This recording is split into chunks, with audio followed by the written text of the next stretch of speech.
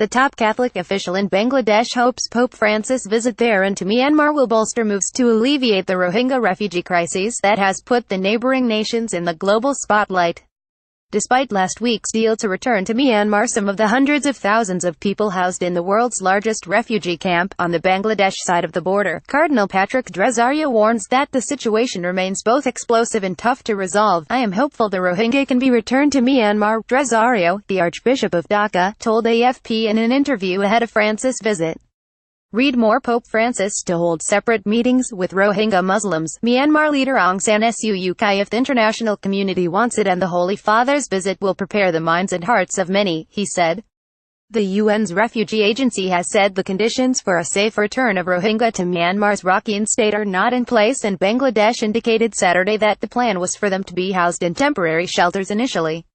What should the Rohingya be sent back to Myanmar despite the difficult backdrop? D'Rozario is looking forward to the visit of the pontiff who made him a cardinal in 2016, in a first for Bangladesh and its tiny community of 360,000 Catholics. They have to go back. Francis arrives in Myanmar on Monday and will fly Thursday to Bangladesh.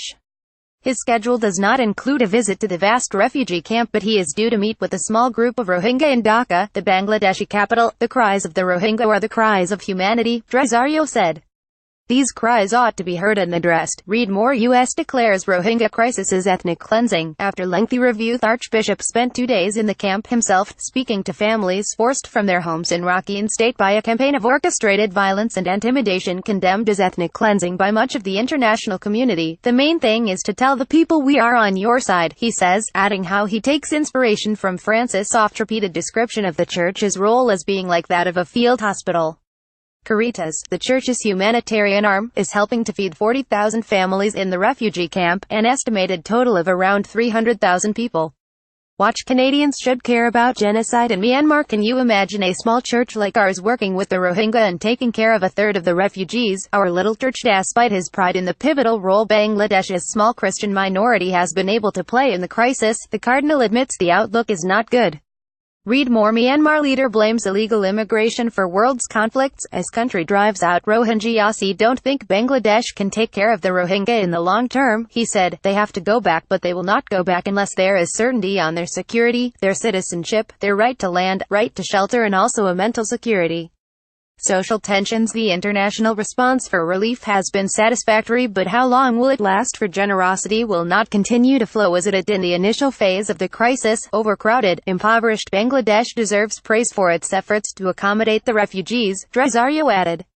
Watch. Rohingya crisis. Children heavily traumatized as they flee terror and go towards refugee camp chaos, but inevitably there will be tensions because of the impact of the latest Rohingya influx on local tribal groups. There are a lot of tensions, social tensions.